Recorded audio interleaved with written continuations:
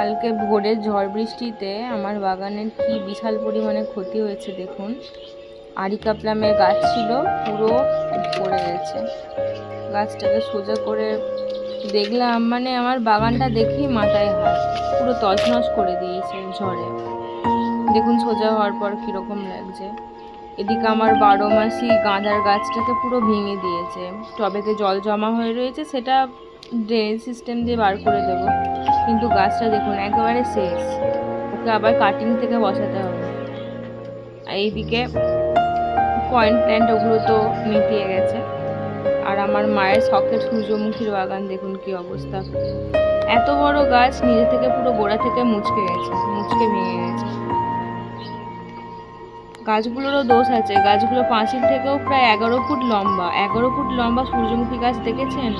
এই দেখুন কত সুন্দর একটা ফুল। গাছটা শুধু শুধু ভেঙে গেছে ঝড়ে। গাছটাকে কোনো রকমে সোজা করে দিলাম, দেখুন কত বড় গাছটা।